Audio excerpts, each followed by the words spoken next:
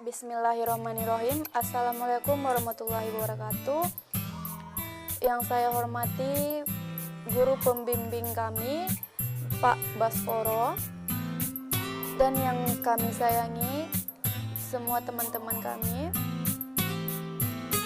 Baiklah, di sini kami akan menjelaskan materi kami, yaitu pemerintahan sebagai ilmu pengetahuan. Perkenalkan, nama saya proses dari akumulasi kompetensi, yaitu memiliki kemampuan yang baik di bidang pengetahuan tertentu yang menjadi ilmu pengetahuan, yang berarti memiliki status untuk menjadi sama dan ilmu pengetahuan lainnya, atau dengan ilmu pengetahuan yang lebih dahulu ada disertai hak dan kewajiban sama. Realitas perkembangan ilmu pengetahuan adalah pada interaksi antara subjek dan objek masing-masing dan diiringi keunggulan masing-masing dari progress, prognosis, innovation, creation, and certainty. Jadi di sini ada banyak ilmu pengetahuan itu memiliki dua elemen dasar, yaitu insight dan outside.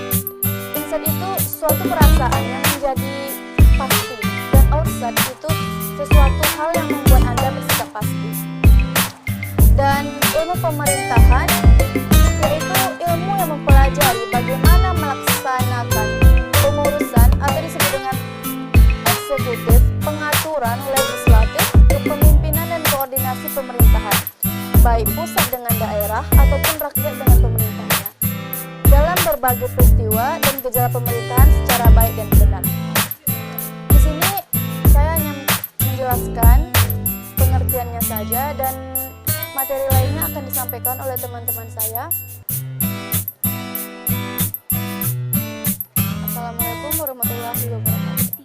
Konsep ilmu pemerintahan. Konsep ilmu pemerintahan sebagai pemerintahan dapat berupa seluruh pengetahuan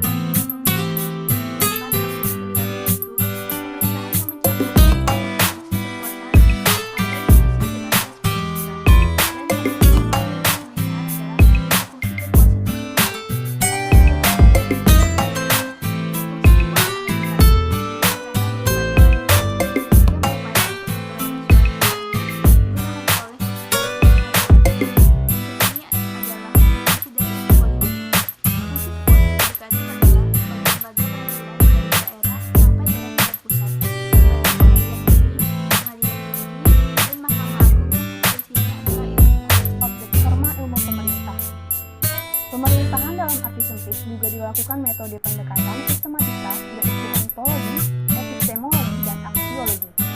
Objek pemerintahan secara ontologis, pemerintahan sebagai suatu realitas yang sekaligus keberadaan yang bersifat ontologis dalam pengertian dapat diamati melalui panca indera dan juga dapat dipahami melalui pengertian.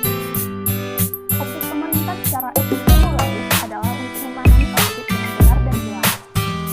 Pemerintahan secara aksiologis, nilai-nilai tersebut semuanya terdapat di pemerintahan dalam pengertian tersebut. Tentunya secara aksiologis, penerapan terhadap nilai-nilai tersebut ada pada pemerintahan.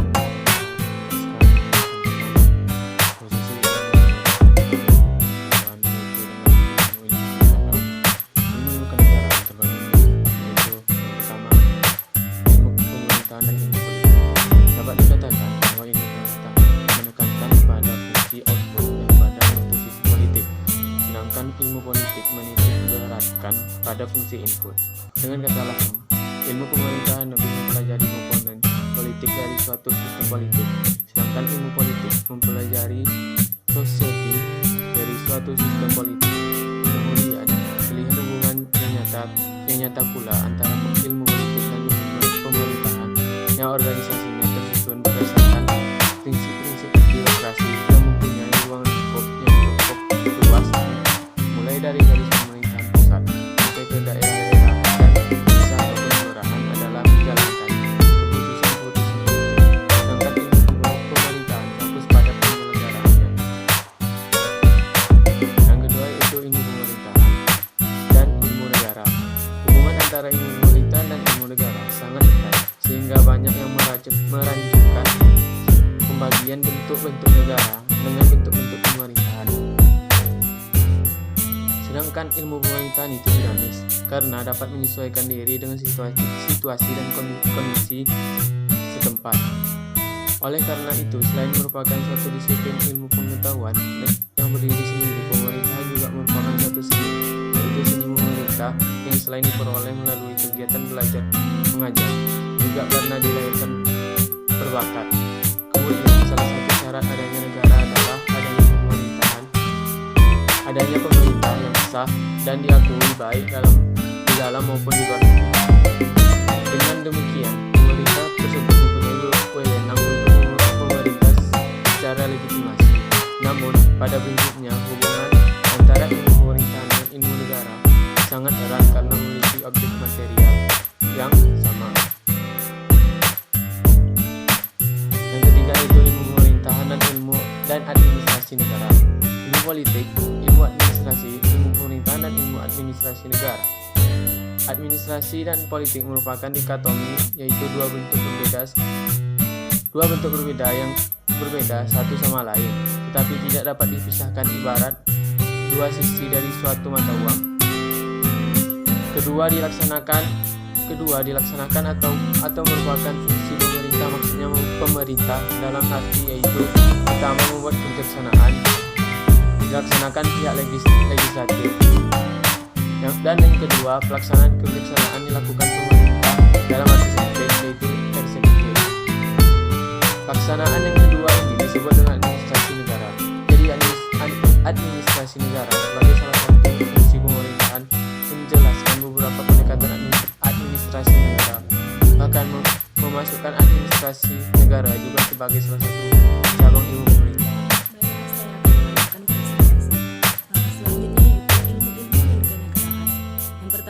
Ilmu pemerintahan dan ilmu hukum. Yang dimaksud dengan kekuasaan adalah otoriter pemimpin, kesewenangan, dan kekuatan paksaan. Kekuasaan yang dalam hal ini dilawankan dengan hukum. Dalam organisasi terbesar yaitu negara dimiliki oleh pemerintah sebagai penguasa negara. Sehingga dengan demikian jelaslah hubungan antara kekuasaan yang dimiliki pemerintahan yang berkuasa dengan hukum. Karena hukum itu sendiri adalah aturan tingkah laku yang pada awalnya membicarakan persamaan hak dan kewajiban manusia. Yang kedua yaitu ilmu pemerintahan dengan ilmu administrasi.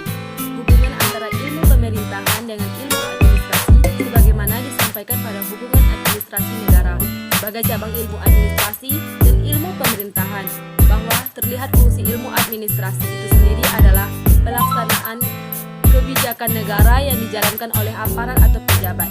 Karena administrasi sebagai suatu hal yang berhubungan dengan penyelenggaraan dari kebijaksanaan kehendak negara tersebut.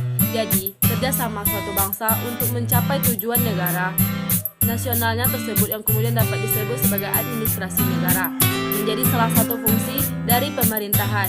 Karena memang pada akhirnya administrasi merupakan cabang ilmu pemerintahan dan ilmu administrasi. Yang ketiga yaitu ilmu pemerintahan geografi. Faktor yang berdasarkan geografis seperti perbatasan strategis, desa penduduk, daerah kepulauan, dan lain-lain sangat mempengaruhi ilmu pemerintahan. Kendati seluruh faktor-faktor tersebut adalah faktor yang dapat dalam ilmu geografi. Oleh karenanya terdapat hubungan yang erat pula ilmu pemerintahan dengan geografi. Karena pengaruh dimaksud ditujukan pada ilmu pemerintahan. Dan selanjutnya yaitu ilmu pemerintahan dengan ilmu sejarah. Bagi para ahli sejarah dalam menanggapi ilmu pemerintahan melihat bahwa gejala-gejala dan peristiwa-peristiwa pemerintahan yang timbul dalam setiap hubungan pemerintahan dengan penekannya hanyalah pada fungsi dan pengorganisasian, terutama dalam perjalanan ruang dan waktu yang senantiasa berubah.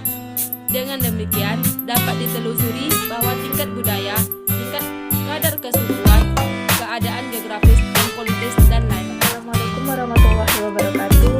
Saya akan melanjutkan pembahasan tentang ilmu-ilmu kenegaraan poin 5 sampai 8. 5. Ilmu pemerintahan dan ilmu ekonomi. Di negara-negara berkembang, negara mempunyai tugas yang relatif lebih banyak dan berat dalam semua sektor kehidupan, terutama dalam sektor perekonomian. Tugas negara menciptakan kesejahteraan dan tidak terbatas pada satu golongan tertentu dalam masyarakat. masyarakat dan tidak pernah terbatas pada satu waktu tertentu dalam kehidupan individu itu. Dalam hubungan pemerintahan, tugas utama pemerintahan adalah mempertimbangkan manfaat dan pengorbanan yang diperoleh. Atas dasar ini, lalu ditentukan prioritas dengan memperhitungkan efisiensi dan efektivitas. 6. Ilmu pemerintahan dan ilmu psikologi.